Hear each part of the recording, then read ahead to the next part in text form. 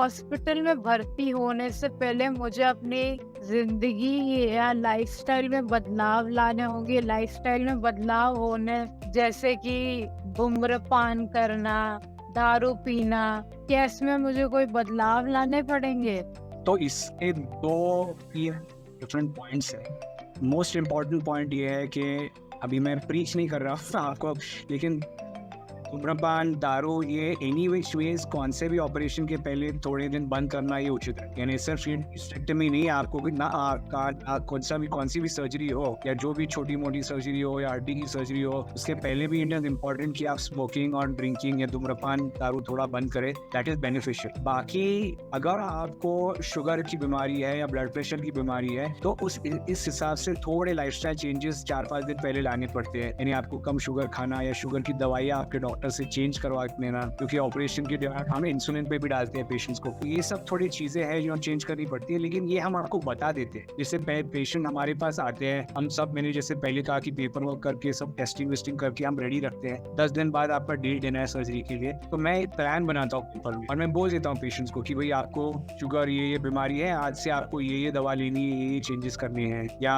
और आपको अल्कोहल बंद करना है, कुकिंग बंद करना है, ये सब हम लिख के देते हैं। तो ये थोड़े बहुत चेंजेस रहते हैं, लेकिन मेजॉरिटी अगर आप फिट हो, आपको कोई इश्यूज नहीं है, आप एकदम तंदुरुस्त हो, आपका कोई इश्यूज नहीं है, तो नथिंग रियली चेंजेस। आप नॉर्मल आते हो और फिर ऑपरेशन के पहले कुछ ज्यादा चेंजेस नहीं रहते। एक चीज मैं ऑलवेज मेरे पेशेंट्स को बोलता हूँ, यानी नॉट जस्ट ट्रांस पुरुष बट बाकी पेशेंट जिनको बड़े ट्यूमर्स है या ये है, उनको ये बोलते हैं कि भाई जो सर्जरी है ना, ये वॉर जैसा है, युद्ध जैसा है, तो ये लास्ट है आपका।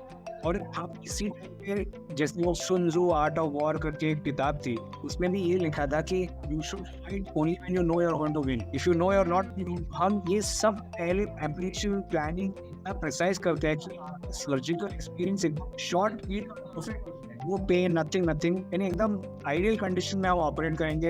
We are going to win that war. आपका ऑपरेशन सही हो जाए, आप फटाफट 2-3 दिन में घर जाएंगे और नॉर्मल एक्टिविटी को लगे। भले ये अचीव करने के लिए आपका ऑपरेशन हमें 1 महीने से डिले करना पड़े, लेकिन पहले प्रिपेयर करेंगे अच्छी तरह से और फिर आपका ऑपरेशन। तो ये बहुत इंपॉर्टेंट चीज़ है। और एक चीज़ मैं आपके श्रोताओं को बताना चाहता हूँ कि ये जो सर्जरी है वो पेट के अंदर जाके हम करते हैं। जो ब्रेस्ट की सर्जरी है, ब्रेस्ट निकालने की सर्जरी ट्रांस पुरुषों के लिए, उसको हम सरफेस सर्जरी बोलते हैं। तो जब ब्रेस्ट ऑपरेशन करके ब्रेस्ट निकाल देते हैं तो सरफेस सर्जरी हो जाती है। उसी दिन शाम को खाना पीना आप आराम से कर सकते हो, कुछ इश्यूज नहीं रहते। जो दवाई थोड़ी रहती है, बैंडेज रहता है, थोड़ा पेन रहता है, बस उतना। लेकिन इसमें क्या रहता है, जब भी हम पेट के अंदर जाके कुछ भी ऑपरेशन करते हैं तो यूट्रस और ओवरी नहीं, लेकिन बाकी भी बहुत सारे ऑर्गन अंदर रहते हैं। आपके इंटेस्टाइन रहते हैं, आपकी किडनी रहते हैं, लिवर रहता है, वो उसी एरिया में बोझ में रहते हैं। और सभी ऑर्गन्स को थोड़ा शॉक बैठ जाता है, तो ये क्या हो गया है, कुछ तो आके कोई, क्योंकि इतने सालों के लिए ऑर्गन्स को एक आदत हो चुकी है कि डार्कनेस रहता है, अंधेरा रहता है, वार्मथ रहता है। सडनली लाइट आ रहा है, एयर आ रही है, इंस्ट्रूमेंट्स आ रहे हैं, कोई इधर उधर हिला रहा है हम लोग को,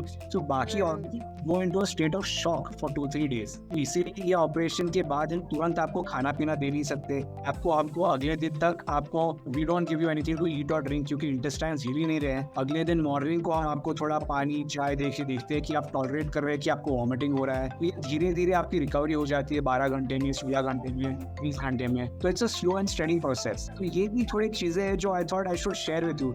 ये टेक्निकल इश्यूज है, हालांकि ये हमारी इश्यूज है सब सर्जन्स, बट इट्स प्रिपेयर हो गया, ऑपरेशन कर दिया, फटाक घर, एकदम ऐसे नहीं रहता है। इट्स अ सर्जरी भाई, तो थोड़ा सा केयरफुल रह के हमें सब प्लान करके करना पड़ता है। इसीलिए तो हम पेशेंट्स को 2 या 3 दिन रखते हैं कि नेक्स्ट डे, तो फिर नेक्स्ट डे 12 to 20 आवर्स के बाद में बाकी ऑर्गन्स हम back to normal, activity normal चालू हो जाती है, इंटेस्टाइन नॉर्मली हिलने लगते हैं सब, तो फिर बॉडी नॉर्मल आ जाती है, आपको भूख लगती है। नहीं तो पहले दिन तो आप कुछ भूख ही नहीं लगती पेशेंट्स को, नौशिया रहता है थोड़ा सा। तो ये सब थोड़े 2-3 चीज़ें हैं।